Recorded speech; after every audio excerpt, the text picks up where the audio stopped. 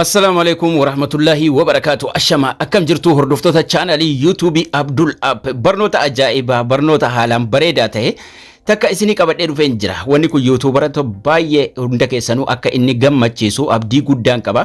Maaliif duraan egaa YouTube irratti viidiyoo maxxansuuf asuma irratti gariin yookaan immoo mallattoo ida'uu kana tuqnee asirratti maxxansina turre akkasuma yeroo viidiyoo san maxxansinu monetization asirratti oonii gochuu hin dandeenyu waan hedduu nu rakkisa.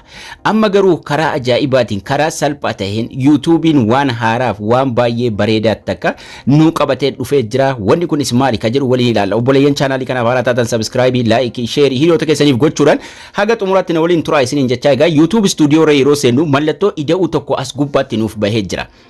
Mallattoon ida'uu kun yoo asirratti isiniif hin baane akkamitti akka isin baaftan isinitti agarsiisa. Yeroo isin ida'uu kana irratti tuqxan create shortii fi create video nuuf fida.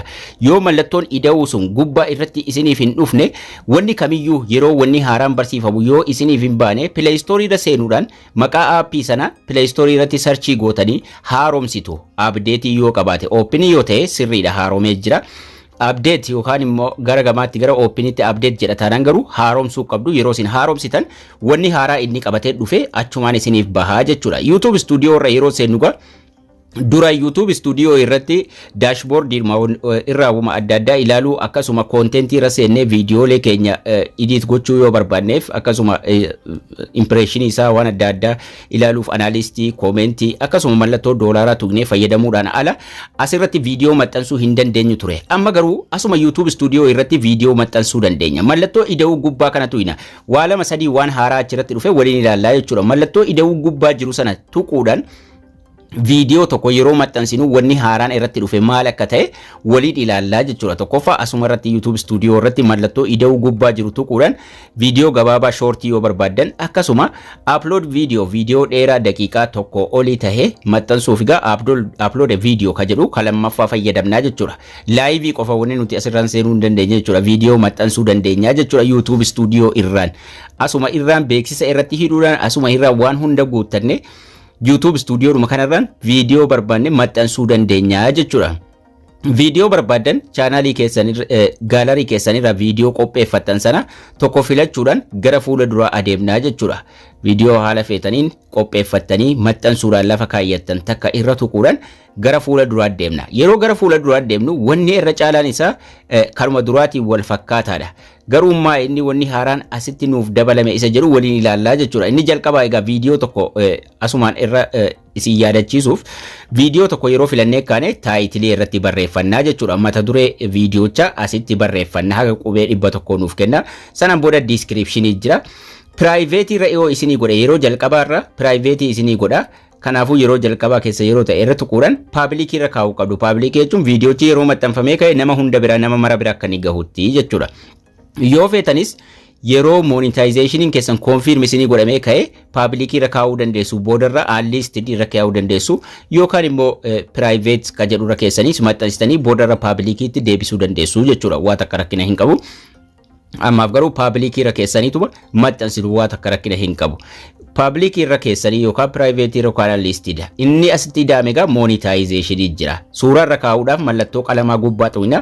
Suuraa durarra taa'ee mul'atu, suuraa durarra miidhagee mul'atu irra keenya mallattoo qalamaa achuma viidiyoo irra gubbaa irratti dhufa. Sanarratti inni erga suuraa sana keenya kaane monetization asirratti nuuf ida'ame jechuudha. Monetization as jira.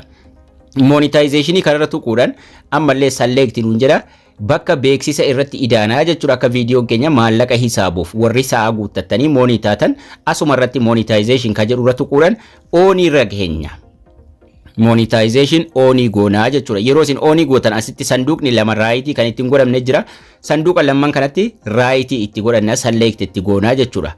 Sanaan booda duubatti deebina. Erga select goone sanduuqa kanarra amma itti raayitii goone booda duubatti deebina jechuudha. Gara gajjallaatti ammallee monetization erga oonii goone kaane gara gajjallaatti ammallee commentiin ni cufama. Commentii cufame sanas banuu qabdu jechuudha. Disabled comment yoo banuu barbaadan jaluma sana comment jedhee jira. Disabled jechuun amma cufamee jira yookaan immoo commentiin cufaadhaadha. Kanaafuu allow all comment ka jedhu ka jalqabaarra kaayyanna. Ka jalqabaarra keenya commentii banuudhaan duubatti deebinaa jechuudha. Monetization oonii gooneerra. Warri monetizatan osoo unlisted irra keessanii maxxansitanii baay'ee bareedaadha.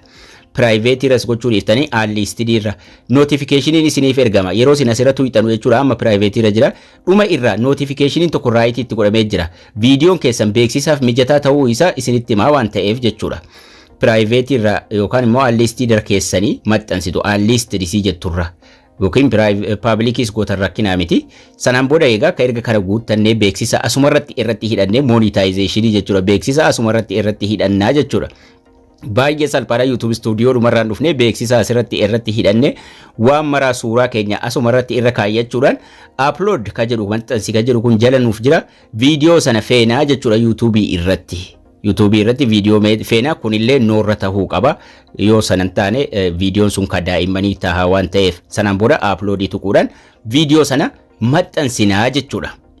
So baay'ee bareedaadha monetization asumarratti oonii gochuu dandeenya akkasuma YouTube studio dhuma keessan viidiyoo sanas maxxansina ida'uudhuma kana tuqannee jechuudha akkasuma erga maxxansitanii kaatanii yoo unlisted irra keessanii maxxansitanii yeroo viidiyoon sun maxxanfamee dhumate beeksisa sana irratti public irra yoo kaa'uu barbaadan viidiyoo tokko irratti hiitu mallattoo qalamaarra tuquudhaan gara gajjallaa sana public bakki beeksisaati kuni duubatti deebiirraa bakka public jedhurra keenyaa jechuudha keenya save godha waa tokko rakkina hin qabu haala salphaa ta'e kanaan bakka ida'uu kanarra tuqachuudhumaan asuma YouTube studio bilbila keessanirra viidiyoo maxxansuu dandeessu jechuudha baay'ee salphaadha itti fayyadama isiniin jechaa egaan barnoonni keenya har'aas kana fakkaata playlistii jala yoo seentan immoo barnoota adda addaa bakka takkatti hidhamee jiru argachuu dandeessu chaanaalii kiyya jala barnoonni keenya har'aas kana fakkaata akkasiin irraa barattan abdii guddaan qaba haga barnoota kutaa itti aanu walitti deebinutti turtii gaarii